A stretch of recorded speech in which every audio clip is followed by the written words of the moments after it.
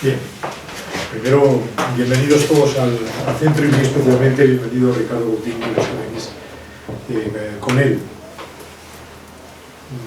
Todos lo conocen y todos lo saben, el centro es un punto de encuentro entre Brasil y España, creado hace ya más de 20 años, pero no en este edificio, que es, Ricardo, un edificio absolutamente histórico, la casa de las familias claves de Salamanca. Históricamente son los Maldonado.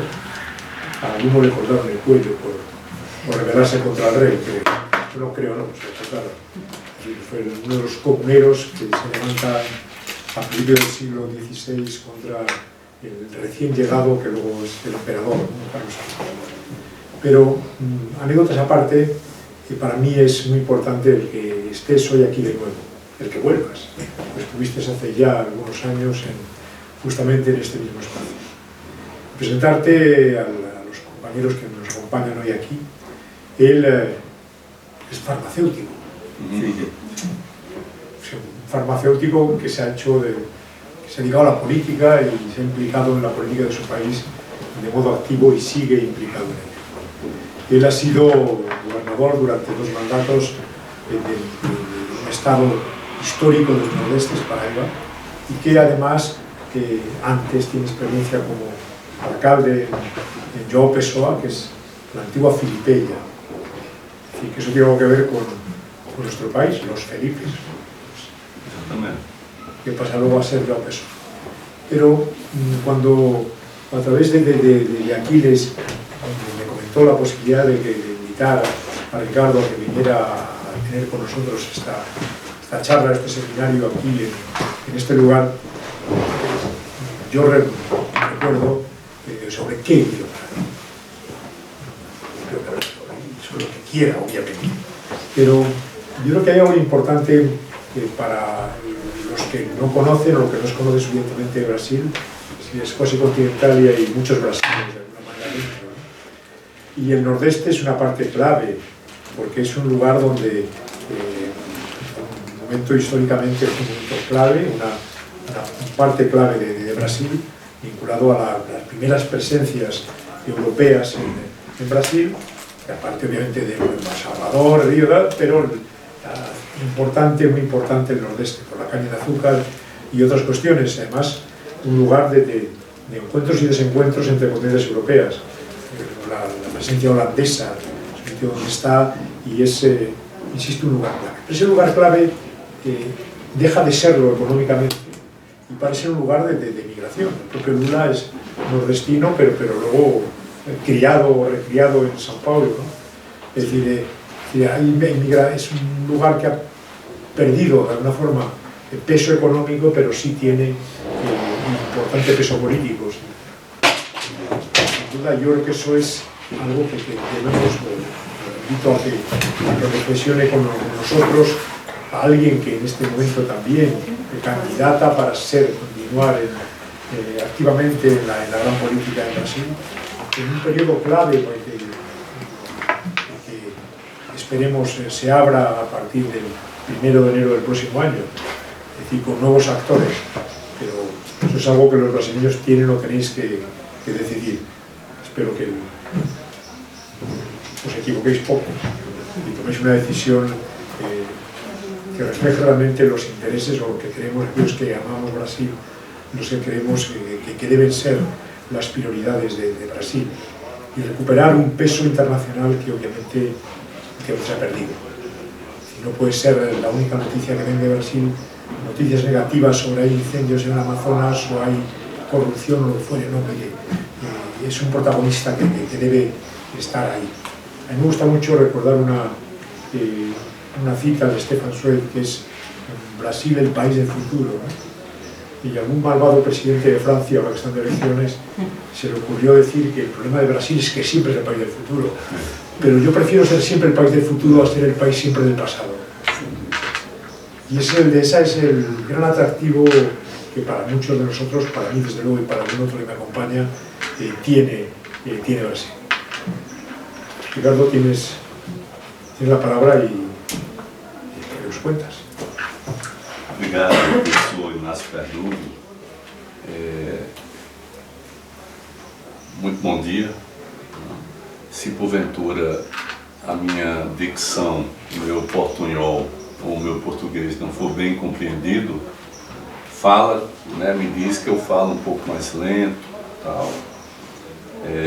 Eu quero agradecer aqui ao Centro de Estudos Brasileiros, né, por estar novamente aqui. Eu acho que eu estive aqui uma vez, né? Sim.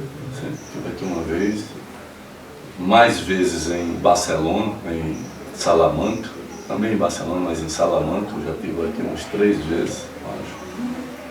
E para mim sempre é uma satisfação muito grande reencontrar alguns amigos, digamos assim, que têm uma relação direta com a Paraíba, né? Aquiles, a nossa professora que, enfim, foi orientadora de uma amiga particular, né, nossa lá. Eu vou falar um pouco sobre reflexões sobre o Nordeste brasileiro, passado, presente e futuro. Mas se me permitirem, eu vou tentar estabelecer talvez um objeto maior de curiosidade nesse momento, que é a situação atual do Brasil, particularmente nesses últimos 10 anos, 2013 a 2022. Né? Já que esse ano nós vamos ter um processo eleitoral que já está em curso, e esse processo eleitoral é muito importante para o país, mas é muito importante também para o mundo como um todo, né? O Brasil é um país muito grande, né? Ambientalmente muito forte, para o bem e para o mal, dependendo da forma como esteja sendo gerido, né? Governado. E eu gostaria muito de falar um pouco sobre isso. Sobre o Nordeste brasileiro, essa é uma invenção que não é tão antiga. O Nordeste passou a ser considerado uma região, né, geopolítica no início do século XX, ou seja, há pouco mais de 100 anos. Até então o Brasil era norte e sul. Não tinha Nordeste, Centro-Oeste, né? E essa região Nordeste, ela de certa forma, ela foi compreendida a partir de um fenômeno que é um fenômeno cíclico, permanente, que é o fenômeno da estiagem, da seca. Né? Era uma região no início do século XX que passou a ser produtora de mão de obra barata, né, não qualificada, para, vamos dizer assim, suprir a indústria nascente que estava no sul e no sudeste, né, com valores dessa mão de obra bem baixos. Então você teve durante todo o século XX a presença das grandes migrações, tanto para o norte, anteriormente ao século XX, no ciclo da borracha, ali no Amazonas, Acre, toda aquela região, na região norte, né, na floresta amazônica, bem como para a indústria do sudeste, sul e sudeste. Né? Então, e ao mesmo tempo o Nordeste passou a ser considerado isso em função da estiagem, da seca, onde se fez e consolidou um poder político muito forte, que era o poder dos coronéis, dos donos da política, dos que enriqueceram bastante em função das imensas verbas que eram destinadas ao combate, né, porque se falava assim, combate à seca e não convivência com a seca. Então você tinha o fortalecimento do poder político no Brasil, né, a partir desse fenômeno que era o dos coronéis, os que mandavam na água, que era sempre foi muito pouca, né, e na ausência completa de grandes políticas. Quando a seca era muito forte, né, quando demorava 5 anos, 10 anos, então você tinha aquelas políticas de mitigação, né, de uma frente de emergência que não se produzia praticamente nada, mas se pagava um dinheiro pouco às famílias, e aí você ia, né, passando pelo flagelo da seca. O Nordeste é uma área de 1.500.000 quilômetros quadrados, corresponde mais ou menos a uns 3 territórios da Espanha. Isso no Brasil é 18% do território brasileiro. É a terceira maior região do país, tem 57 milhões de habitantes, um pouco mais do que a Espanha, e é a segunda região mais habitada do país, do Brasil. A primeira é a região sudeste, onde tem São Paulo, Rio de Janeiro, com quase 90 milhões de habitantes. É composto por 9 estados, 55% está no semiárido, ou seja, é um clima onde a incidência de chuvas ela é reduzida. Digamos, você tem áreas na própria Paraíba, que é de onde eu sou, que chove no ano todo 400 a 500 milímetros. É muito pouco, né? E geralmente essa chuva se dá num período muito curto. Então chove muito em pouco tempo. E isso fica difícil você fazer gerenciamento da água, que é naturalmente o bem mais importante. O Nordeste tem 28% da população brasileira, porém tem apenas 14% do produto interno bruto. Isso remonta a toda a sua história. Uma história, como eu bem disse, onde era produtora de mão de obra barata. É claro que sempre não foi assim. A primeira chegada oficial dos portugueses se dá no Nordeste, na Bahia. Os holandeses vão a Pernambuco, tentam ampliar o seu domínio ali pela Paraíba, mas a presença indígena não permitiu, mas ficaram 30 anos, 34 anos em Recife, ali que é a capital de Pernambuco. Os franceses ficaram um tempo no Maranhão.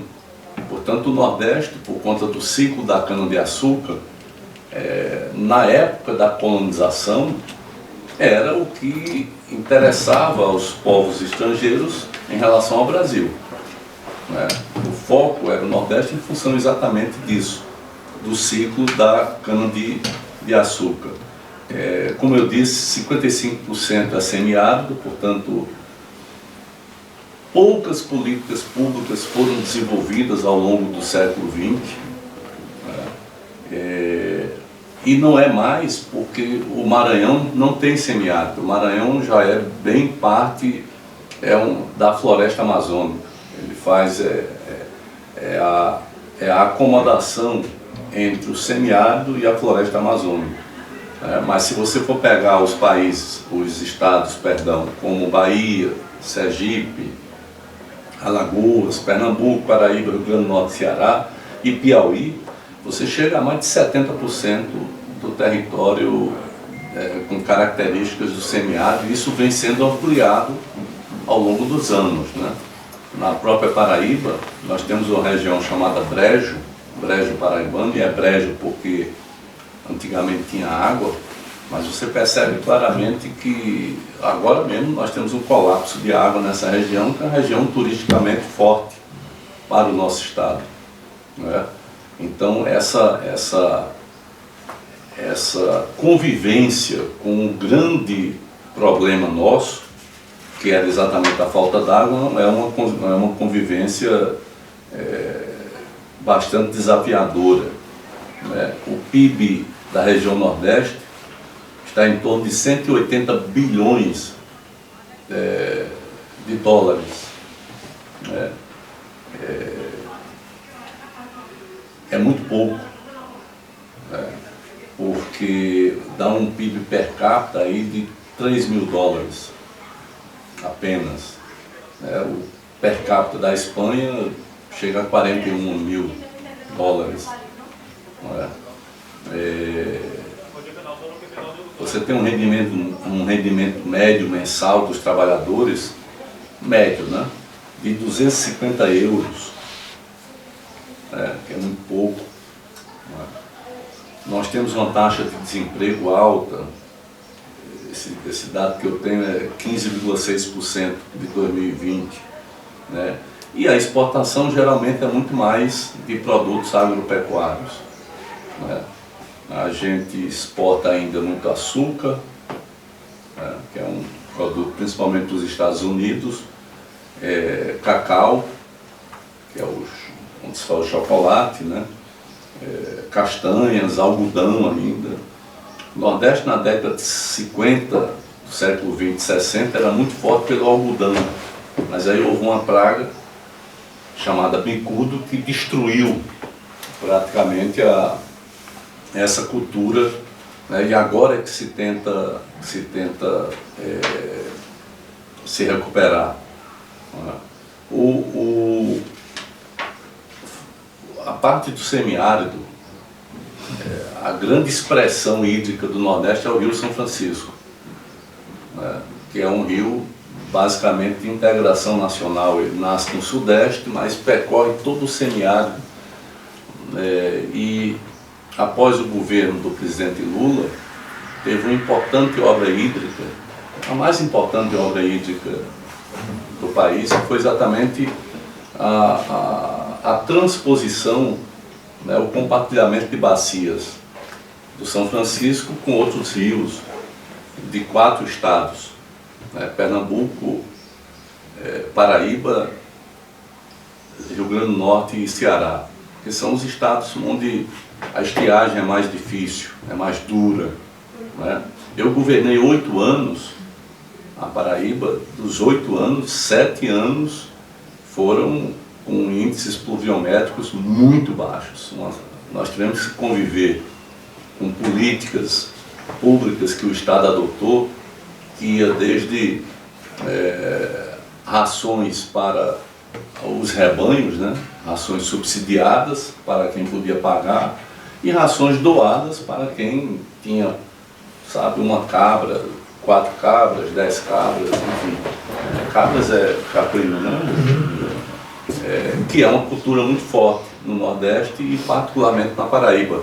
A Paraíba é o principal produtor de leite de cabra, tem o maior rebanho no Brasil, né? E é uma cultura que se adapta bem ao semiárido, né? Essa,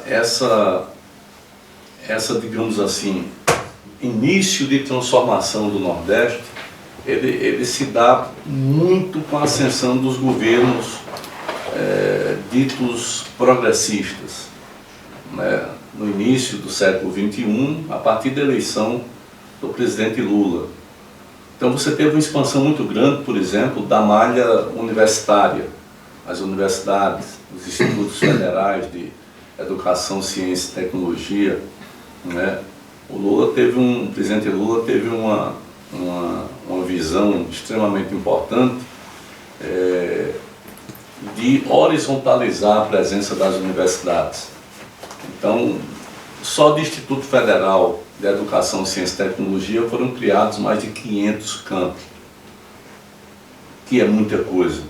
Se você pegar toda a história do país anterior, se criou mais em 8 anos do que em toda a história, porque na noção, né, típica dos governos até então, de certa forma a universidade não era para ser para todo mundo, algo bem mais específico, porque a universidade gerava o acesso aos melhores empregos, né? Então, numa sociedade marcadamente de classes, como é a brasileira, onde a classe média é pequena e onde, vamos dizer assim, o percentual de ricos é ínfimo, porém é responsável por uma parte imensa do controle das riquezas. Isso é fundamental sempre foi fundamental para a manutenção desse quadro, né? As universidades caminham exatamente em outro sentido, né? E essa expansão universitária no Brasil se deu muito para o interior. se deu muito para longe das capitais, né? Esse é um fator que foi muito importante ao longo desses anos e, creio eu, foi um fator muito determinante para a interrupção, né, para a queda do governo da presidenta Dilma em 2016. Você teve uma ascensão das classes D e E, das pessoas mais pobres, a determinados espaços de convivência e, naturalmente, a disputa pelas oportunidades que a vida oferece. Você teve uma ascensão e a classe média, como nós chamamos lá, ela não conseguiu ter a mesma ascensão. Então, você teve uma chegada aqui para este meio, né, de uma parcela considerável da pessoa. O Brasil era um país onde a fome sempre esteve presente, né, oficialmente presente, e esse país ele saiu do mapa da fome em 2014. Em 2015, o Brasil tinha 4,2% de desemprego, né, ou seja, dentro de uma lógica mais ou menos do pleno emprego, né, que a Organização Internacional do Trabalho determina. Então o país passou a ter muitas políticas de inclusão social, né, mas não se mexeu na estrutura que sempre sustentou essa diferenciação, né? E ao não se mexer, eu creio que nós perdemos uma oportunidade histórica de fazer com que o país dialogasse com o futuro, né? Nós temos uma concentração de riqueza muito forte, né? Nós temos um país onde a tributação é 55% no consumo, não é no patrimônio, não é na renda, é no consumo, né? É um dos poucos países que isso é tão forte. É um país onde dividendos e lucros de empresas não são taxados pelo imposto, não é? Só o Brasil e a Estônia que não tem essa taxação sobre lucros e dividendos, coisa que é normal, natural em qualquer outro, e necessário em qualquer outro país, né? E isso sedimentou uma sociedade muito dividida, né? E uma sociedade que começou a ter, de 2003 em diante, perspectivas importantes de inclusão social a partir de uma melhoria da educação, né? A partir de descobertas também importantes na geopolítica mundial, como o pré-sal, que foi a exploração de petróleo no alto mar, né? Só o Brasil dominava essa tecnologia, que faz uma diferença enorme no mundo, né? Basta ver agora mesmo o conflito aí na Ucrânia, a própria Europa está em função do gás, em função... Imagina um país da América do Sul, sempre foi considerado um quintal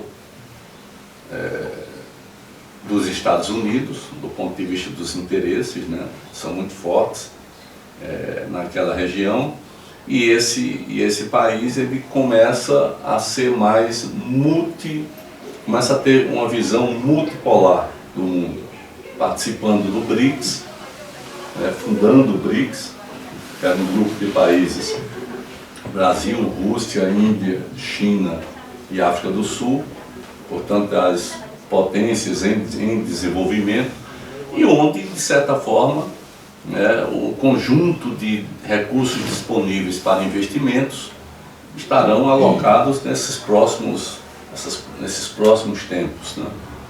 O fundo, por exemplo, de desenvolvimento do BRICS é muito maior do que o próprio FMI. Os recursos disponíveis para esse tipo de intervenção. E o Brasil, de certa forma, não, estava profundamente participando disso, não é? O Nordeste teve um crescimento nesse período superior Entre 2003 e 2013, por exemplo, o Nordeste cresceu 4,1% ao ano, em média, né, enquanto que o país ficou na marca de 3,3%.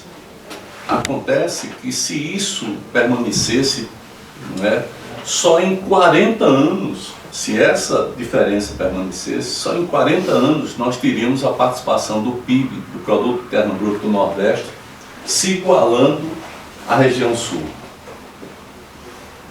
Ou seja, há uma distância muito grande a ser percorrida, né? E que não pode depender de um único governo, de uma única força política. Precisaria depender de um projeto de nação, uma nação meio que pactuasse uma caminhada em direção ao futuro e mantivesse, vamos dizer assim, os elementos fundamentais para essa caminhada, coisa que não é muito comum no Brasil. Em 2016, com a queda, com a derrubada da presidenta Dilma, se mudou totalmente a agenda. Né? Quer dizer, o golpe foi para isso, para mudar a agenda. Se mudou a agenda econômica, principalmente, né? Coisa que não seria possível no governo do Lula, da Dilma, do PT, dessas forças políticas, não seria possível, mas automaticamente se entrou reforma da Previdência. No Brasil hoje, eu acho que um percentual mínimo dos trabalhadores privados é que vão ter condições de se aposentarem. É muito difícil num país como o Brasil, de alto desemprego, de um desemprego consolidado, você chegar aos 65 anos e ao mesmo tempo trabalhar ininterruptamente 40 anos. É muito difícil isso, né? Acho que o próximo Congresso ou o próximo governo, se ele tiver uma outra matriz, vai ter que rediscutir a questão da reforma da Previdência, vai ter que rediscutir a questão da reforma trabalhista, né? Que num país com as características do Brasil, você ter, por exemplo, a jornada intermitente, leva a uma situação desesperadora, né? No Brasil, começou com a reforma trabalhista a se contratar por horas. Por exemplo, um motorista de uma empresa de ônibus, ou qualquer um trabalhador hoje, pode ser contratado por horas. Eu quero você hoje 4 horas, amanhã 2 horas, depois da manhã 0 hora. E no final das contas, você tem um trabalhador abaixo do salário mínimo. Coisa que anteriormente isso não podia acontecer, porque você tem a carteira assinada, você tem um salário no final do mês fixo, né? E o salário durante esses 2003 a 2015, o salário mínimo ele subiu muito acima da inflação, ele teve ganho real. É por isso que essa parcela de baixo que eu estou aqui falando, ela ascendeu, ela teve um poder maior de consumo, né? Tanto na área da alimentação, como na área da construção civil, das reformas das suas habitações, né? Como no acesso aos produtos industriais, como geladeira, enfim, como essa coisa aí de casa mesmo, que são produtos de bens primários, né? Então, esses anos foram muito importantes. Eu particularmente acho e acho bom isso, que é uma percepção do ser humano em que você galga um certo degrau e precisa galgar outro. Você tem que ter uma perspectiva sempre de futuro, né? Talvez essa colocação da chamada classe média que eu estou aqui falando, aqui no meio, e não ter conseguido ascender, tenha desencadeado todo um processo de insatisfações bastante manipulada pela mídia, né, pela grande mídia, pela mídia corporativa, que no Brasil não há absolutamente nenhum controle, né? Essa é outra das reformas que eu acho profundamente necessária para o país, até em função da própria recuperação, regeneração, renascimento de algo democrático. Nós não vivemos hoje, na minha opinião, um processo que a gente possa qualificar como democrático, não só em função das profundas diferenças, né? Afinal, democracia é, no mínimo, você ter uma mesma base para as pessoas que são socialmente e economicamente diferentes. Se você não tiver uma mesma base, você não vai fazer com que essas pessoas possam lutar para ter os acessos, as oportunidades que a vida oferece, não é? Teoricamente a todos, mas que na prática não oferece a todos. Quem não tem, por exemplo, uma qualificação não vai poder disputar mercado de trabalho com quem tem. E por aí vai, naturalmente, né? De certa forma, para o Nordeste, o legado do PT, dos governos do PT, dos governos do presidente Lula, e que, como bem disse o professor Verdugo,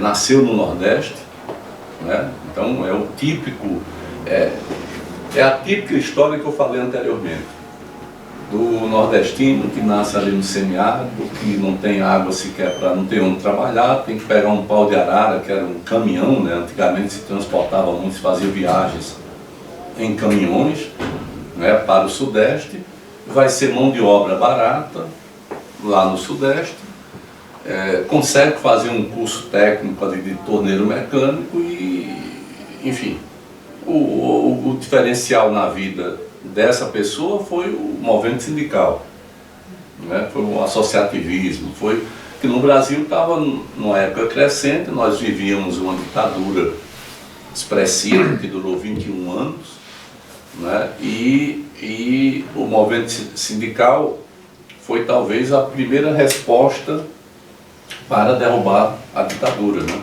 E se concentrou muito no ABC paulista, aquela região ali mais industrializada do Brasil, que tinha as grandes montadoras, né? Que tinha, enfim, as grandes indústrias, e que nessa época o Lula passou a ser o presidente do sindicato, enfim, a projeção dele. Mas como ele, milhões, né? São Paulo tem a maior população, a segunda maior população nordestina. A migração foi muito forte. Hoje é bem menor, porque a migração se dá para as cidades de médio porte do próprio Nordeste, para as capitais, né? E nos últimos anos isso refluiu bastante. Por quê?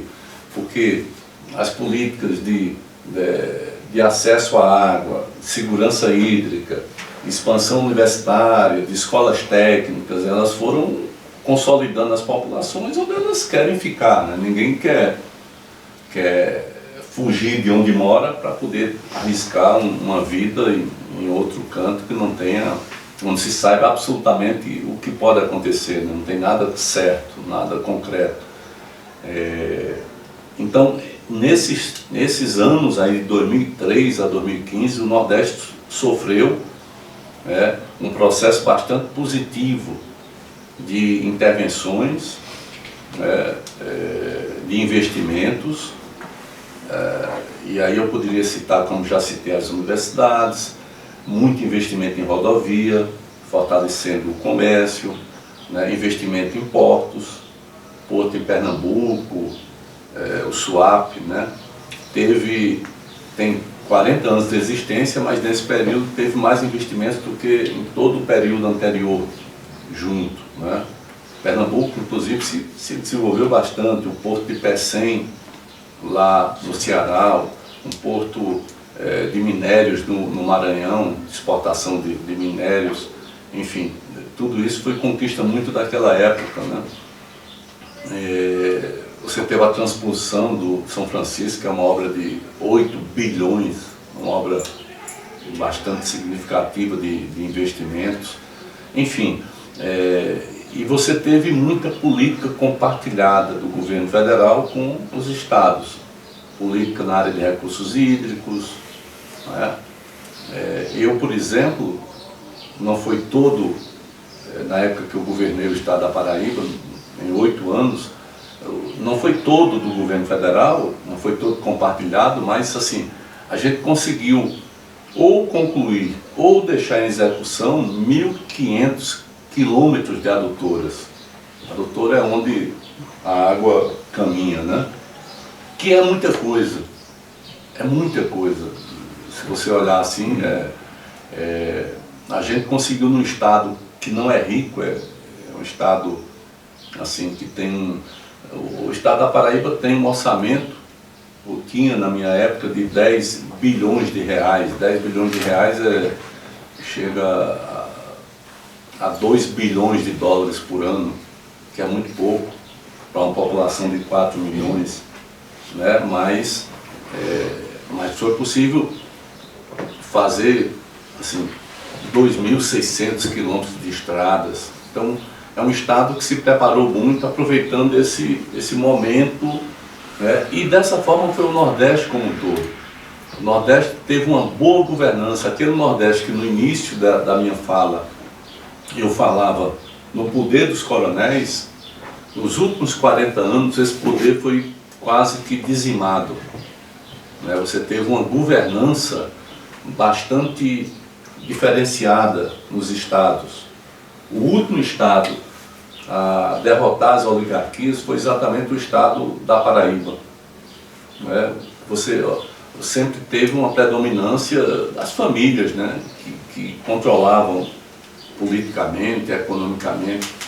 Então o Nordeste passou por uma transformação política importante, passou por uma transformação econômica também superior à transformação que o Brasil teve, né? E em 40 anos praticamente você teve todos os 9 estados passando por governanças que eu vou chamar de progressistas. Se você pegar o Maranhão, lá perto da floresta amazônica, lá perto do Pará, o Maranhão tinha a família muito forte do ex-presidente Sarney, não é? E isso desde o Jackson Lago, que foi caçado também numa cassação meio que arrumada, né? Meio que difícil de entender do ponto de vista jurídico, aí foi derrubado, né? Mas agora o Flávio Dino, então você tem uma substituição de poder muito diferenciado, né? O Piauí, o atual, ele saiu agora para disputar o Senado, o Wellington Dias, que é do PT, ele já governou 4 vezes o estado, né? No meio disso tudo nós temos dificuldades também de renovação dentro da política, mas é compreensível isso. O Ceará, que já vem um processo antigo, né, desde a década de 80,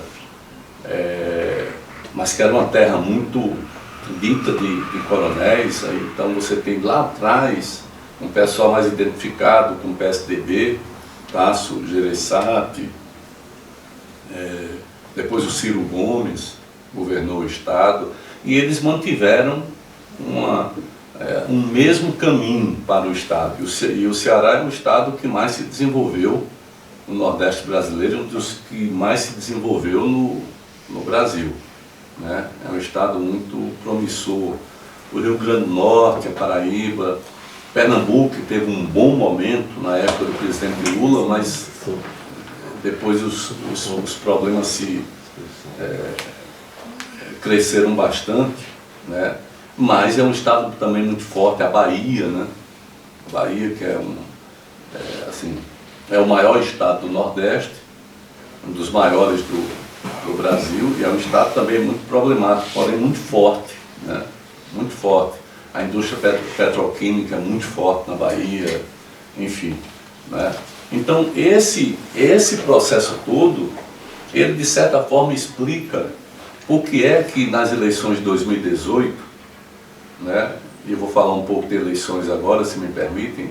Por que é que em 2018 nós tivemos no Brasil inteiro um resultado, né? Uma diferença monstruosa, grande, entre o Bolsonaro e o Fernando Haddad, né? Pró-Bolsonaro, e no Nordeste você teve uma grande diferença do Haddad para o Bolsonaro.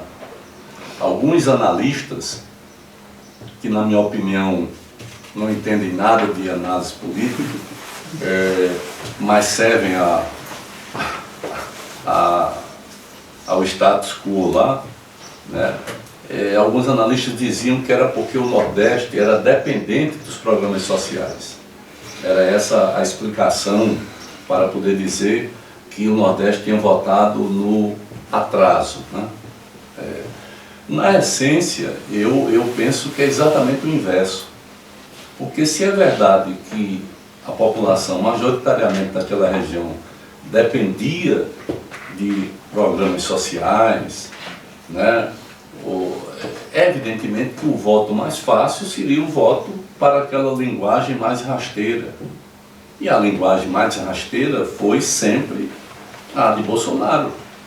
Bolsonaro não se comprometeu com nenhum grande debate, com nenhuma grande, a não ser com um suposto combate a uma corrupção, que ele nunca dizia qual era concretamente, mas que era uma resposta a toda a desconstrução feita, a criminalização da política feita a partir de 2013. Na verdade, a partir de 2007, né, com a ação que é chamada AP 470, que fulminou com Zé Disseu, com as lideranças históricas do PT, mas que trouxe para o cenário algo que até então era novo para nós lá, que era a teoria do domínio de fato. Ou seja, uma teoria onde você explora, onde o juiz diz que você sabia, isso é subjetivo, se você sabe ou não é bastante subjetivo, o juiz explora isso e incorpora no processo de condenação exatamente o foco que ele quer. E foi abatida ali uma grande cúpula do PT. Você não tem provas, você não tem nada, você tem a visão de que você sabia que alguém recebia. Era basicamente isso. Você não tem enriquecimento ilícito, você não tem desvio, você não tem nada ali, mas você sabia. E ali o Zé Disseu, o José Genuíno, que foi presidente do PT, era deputado, né, federal. Acho que o Delúbio, que era tesoureiro, a cúpula do partido, ela foi dizimada. Provavelmente o Zé Disseu era um forte candidato a suceder o Lula, né? Enfim, ele foi retirado do jogo, foi retirado. Mas só que foi retirado, não se pensava que aquilo se transformaria em algo tão mais grave, que veio a partir de 2013, 2014, exatamente com o processo da Lava Jato, né? Do lawfare. Isso tomou conta das grandes manifestações que começaram a aparecer em 2013, manifestações de 1 milhão de pessoas. Eu comentava com o Verdugo aqui, eram manifestações que você não tinha líderes, né? De repente se juntava uma multidão e aquilo era muito, muito esquisito, né? Muito estranho, porque ninguém fala por uma movimentação tão grande dessa e tal. Né? Eu creio que a participação das mídias sociais, da internet, é algo que a gente precisa compreender. Eu acho que o Ocidente ainda não compreendeu perfeitamente o papel dessas grandes plataformas, né? Nas vontades, na manipulação coletiva. Eu acho que qualquer processo democrático, para poder perdurar, ele depende dessa compreensão. Se o mundo não compreender isso, nós vamos ter aquilo que a gente está vivenciando, que é, de certa forma, né, os extremismos, e particularmente a extrema-direita, muito presente em praticamente todas as regiões do mundo, né? Europa, Estados Unidos, América do Sul, enfim, esse fenômeno, né, que começou com a pauta progressista, a pauta das grandes manifestações do Brasil no início era não queremos Copa, queremos escola, queremos hospitais, era uma pauta progressista, né, mas ela rapidamente foi mudada. Foi mudada em função da mídia corporativa, particularmente a Rede Globo, que é praticamente um grande monopólio, interfere na vida do país de uma forma esquisitíssima, muito forte, né? Então, ela foi mudada para a pauta da corrupção. E essa pauta da corrupção, ela começa com aumento de passagem de ônibus numa cidade como São Paulo, que não tem nada a ver com o governo federal. O ônibus é município, é municipal, é alcaldia, né? Então, quando você começa a perceber essa transformação, retirar aquele grande debate e colocá-lo no colo da presidenta Dilma, aí você começa a ter uma grande aliança, que é uma aliança que vem no colo da Lava Jato. A Lava Jato foi uma operação extremamente política, ela tinha foco, ela sabia quem ela queria pautar, e ela só existia em função da mídia. Porque se não fosse a mídia, ela não demoraria um mês, ela não teria capacidade de demorar um mês. Então você teve um judiciário que adequou, tanto é que pegou todos os processos do Brasil e concentrou numa vara de Curitiba, no Paraná. Isso é absolutamente irracional, isso não existe, né? Como é que um caso de alguém que inclusive ele recentemente, um empresário, ele disse que mentiu, que foi usado, mas que ele mentiu, aí de Brasília vai cair lá no Paraná, que é lá no sul, né? Evidentemente que alguma força muito poderosa se viu para articular mídia, grande empresariado, Fiesp principalmente, né, a Federação das Indústrias do Estado de São Paulo, e o poder político e o judiciário, né? Essa é uma aliança imbatível. A aliança da mídia com o judiciário, ela é profundamente antidemocrática, porque ela destrói qualquer perspectiva de defesa de quem quer que esteja sendo acusado. Você não tem como você fazer frente a um clamor popular, né, que só lê a manchete, né, e tentar se contrapor a tudo aquilo. Nesse contexto, o governo da presidenta Dilma foi derrubado pelo Congresso, não mais por tanques, não mais por violência de armas, né, como nos golpes tradicionais. Ele foi derrubado, assume um outro governo, que era o do vice, com outra pauta econômica, ou seja, havia uma articulação. As principais empresas do Brasil são quebradas, elas deixam de terem competitividade no exterior, particularmente as empresas na área de construção civil, né, na área de exploração de petróleo, tudo isso foi dizimado, e o país mergulha numa profunda crise. Uma crise que era econômica, mas foi uma crise que foi forjada artificialmente para que a queda do governo acontecesse. Era necessário destruir a economia. Então o Congresso passou a aprovar projetos mais estapafúrdios possível, começou a fazer benefícios de uma forma indiscriminada. Eu era governador na época e eu percebia isso claramente, porque, sabe, assim, se aprovava tudo que fosse para desgastar, desequilibrar a economia. O país passa por um processo muito difícil, a política é profundamente criminalizada, o PT é o alvo disso, e chega às eleições de 2018, né, com o Fernando Haddad, com o Lula preso, acusado de ser proprietário de um triplex na principal praia de São Paulo, uma praia que a cada final de semana tem 200 a 300 mil pessoas de fora. Você imagina um presidente, né, extremamente conhecido, morando num triplex de frente para a praia, ali onde todo mundo fica. Seria impossível alguém ter um ninho de sossego, né, se fosse veranear lá. Quer dizer, Era uma farsa tudo isso, como se demonstrou depois, mas de concreto tiraram um candidato fortíssimo da disputa eleitoral e entregaram o Brasil a quem restou. E quem restou?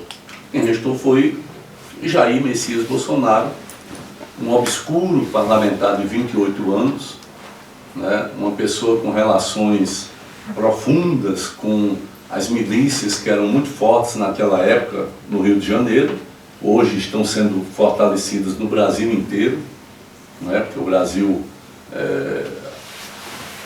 facilitou o acesso às armas, né? Você tem muita arma sendo comercializada hoje, muitos clubes de tiro, que não são clubes de tiro, sendo criados.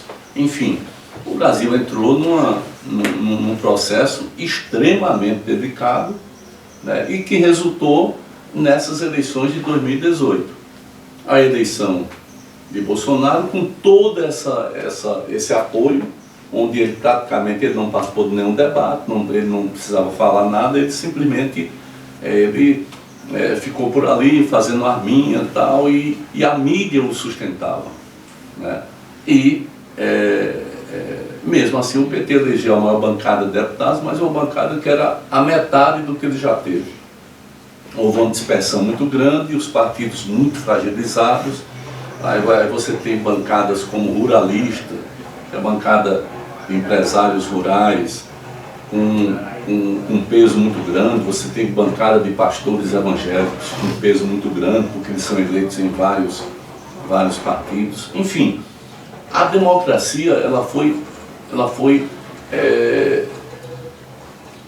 quase que destruída completamente, né? E é um quadro bastante apropriado para quê?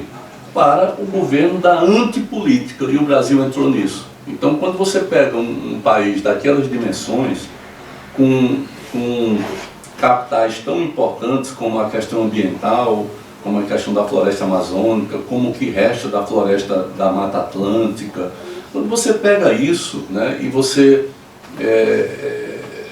oferece aos interesses representados por essas bancadas, que quando juntas formam a maioria do Congresso, você passa a ter um país em constante desintegração. E é isso que nós vivenciamos ao longo desses 4 anos, né?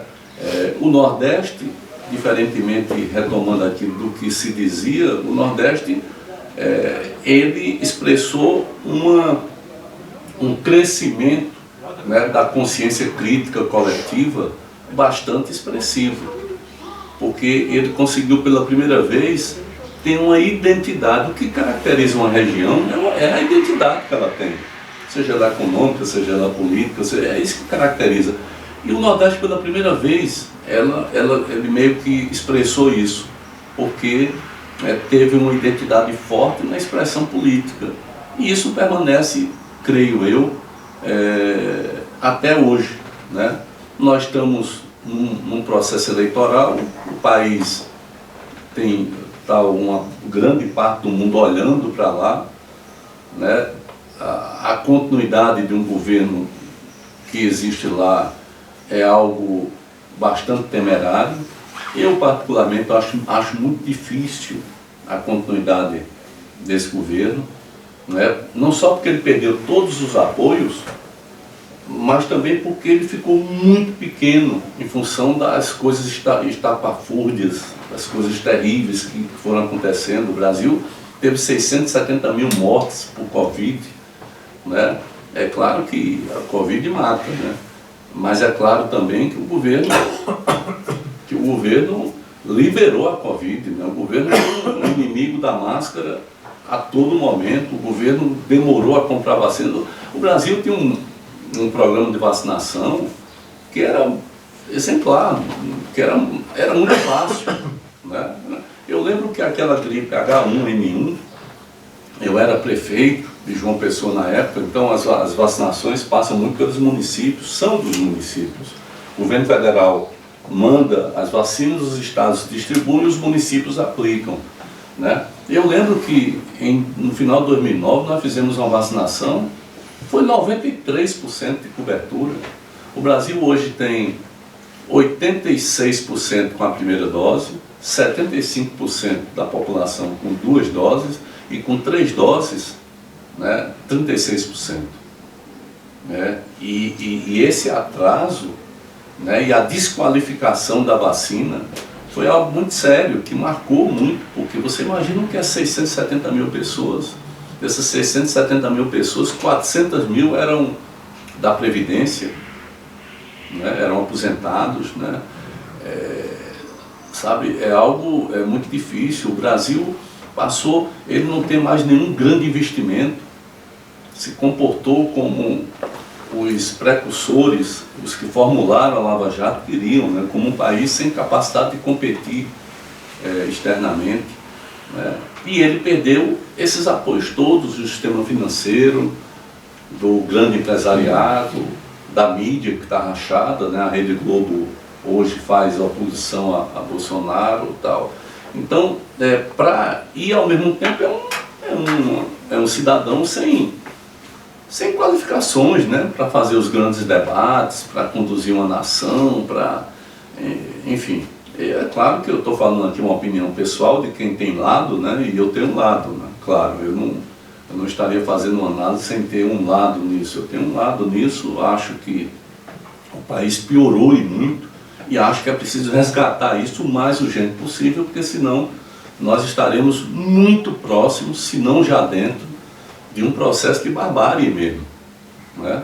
Hoje você tem um país que tinha saído do mapa da fome há 7 anos atrás, voltou a ter 20 milhões de pessoas com fome, né? E é fome, fome é fome, você catuca o lixo dos outros para poder se alimentar, né?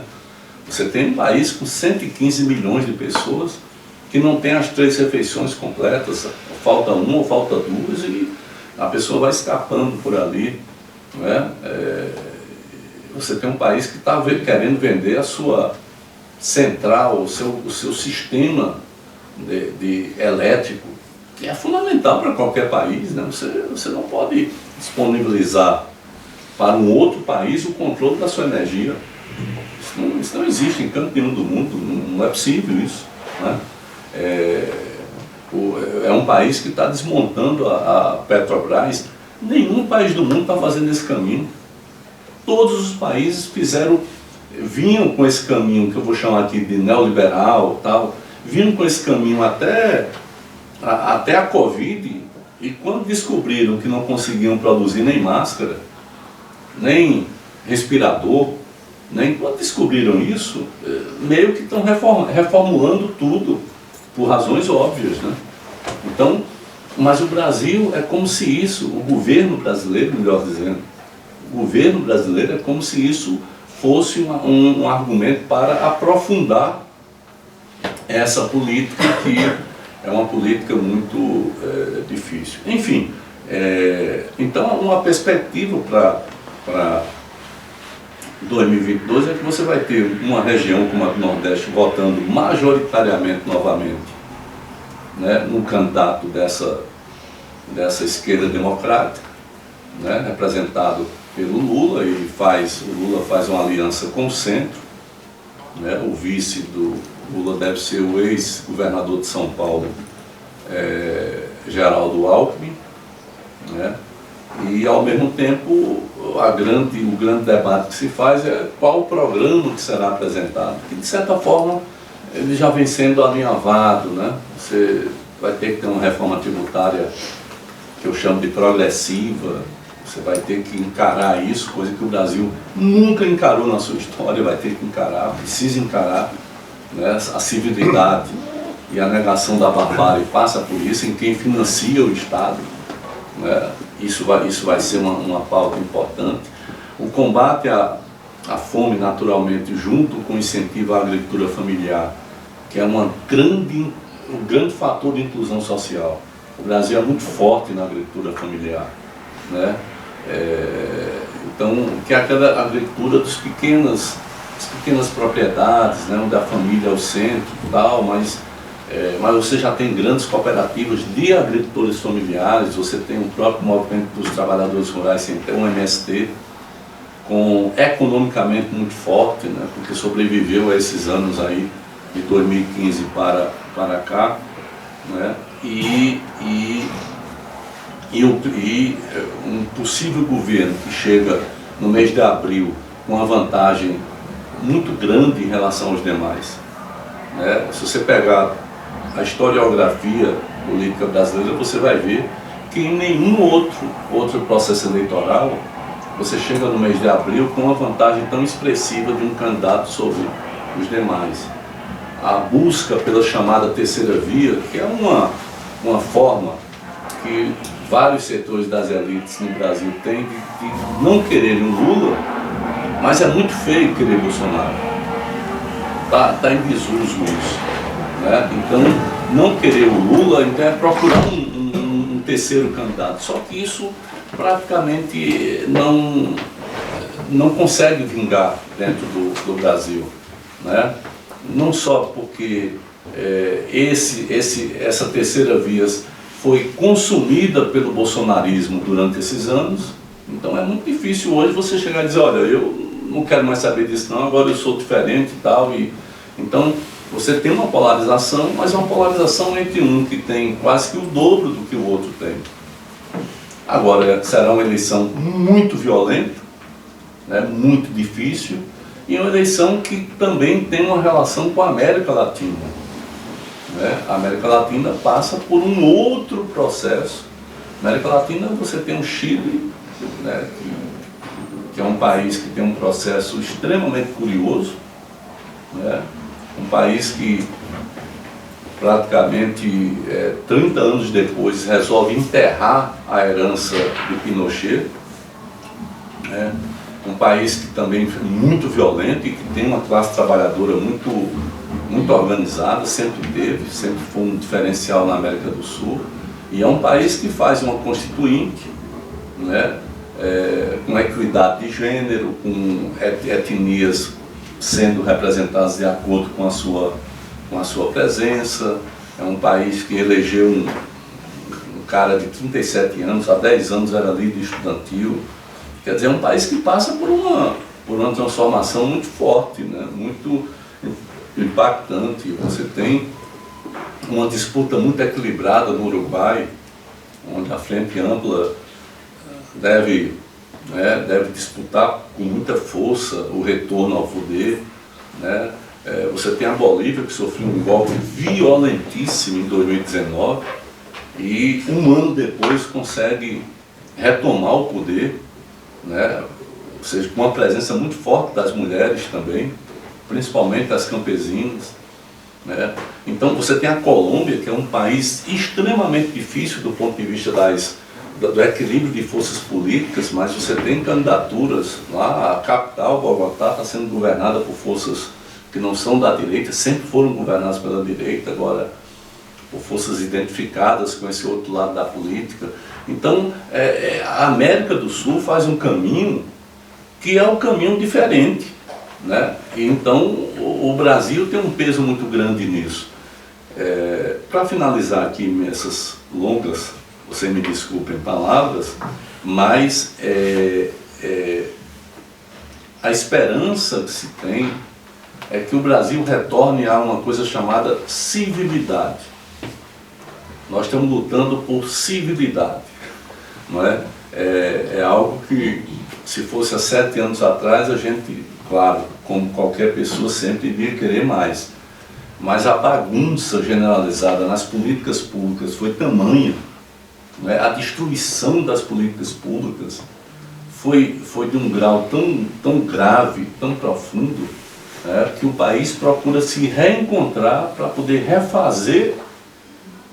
reconstituir um tecido social e econômico que existia há algum tempo atrás, e ao mesmo tempo dar respostas ao que já deveria estar na pauta hoje, ou seja, ao futuro. Não é uma tarefa fácil, é uma tarefa muito difícil, porque o mundo está muito instável, né? O mundo apresenta sinais de instabilidade muito fortes em países que isso não era tão comum, né? Nós vamos ter segundo turno aí na França, nós temos aqui na Espanha um crescimento de uma força política que até então não era, né? Nós temos os Estados Unidos com uma guerra lá interna, uma guerra civil interna, que só não vê quem não quer, mas é muito forte lá dentro, né? Os Estados Unidos tem uma população, tem sinais de degradação social muito fortes, né?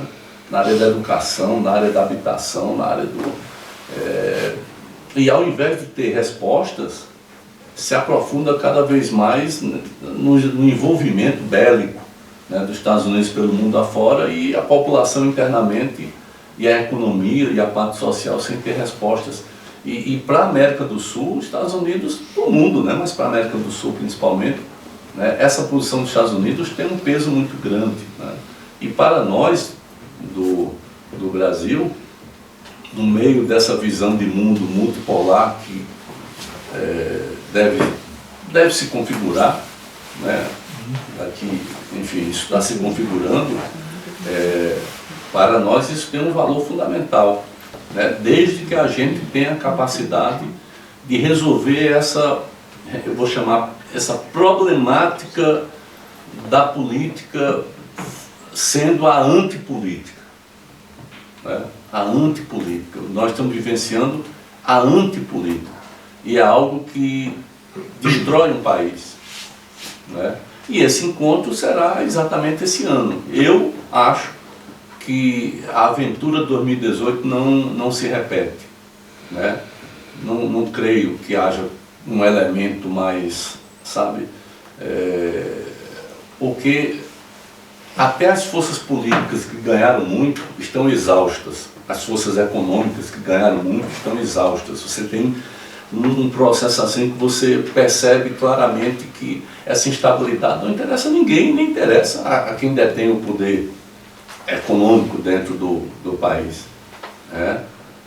Enfim, no meio disso, você tem uma região que abordou e que tem grandes iniciativas de políticas públicas. Nós temos lá um exame para dar acesso às universidades. Para vocês terem ideia, das 10 melhores notas do Enem, que é o Exame Nacional do Ensino Médio, para entrar nas universidades, 7 foram do Nordeste, né?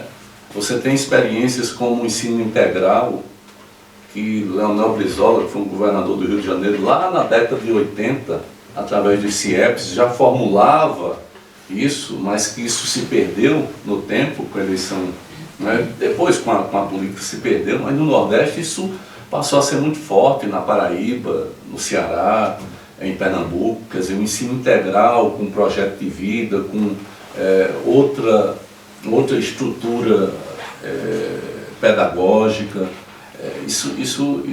Né? O ensino técnico passou a ser muito fortalecido na região Nordeste. Ou seja, nós estamos diante de um processo que, se o Brasil retoma, o Nordeste vai ter uma facilidade maior de ter uma retomada e de gerar naturalmente melhores condições de comércio, de economia, sabe, de estrutura social.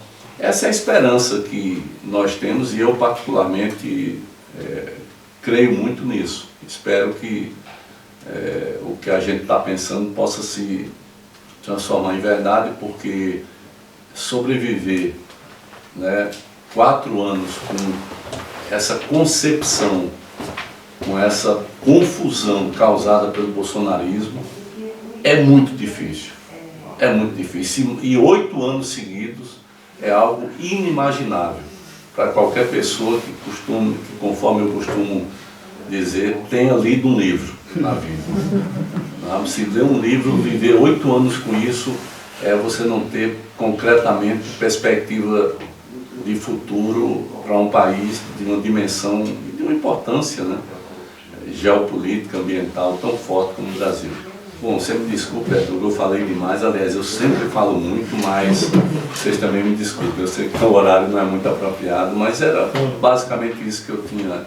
Estou à disposição de alguém que queira fazer alguma colocação.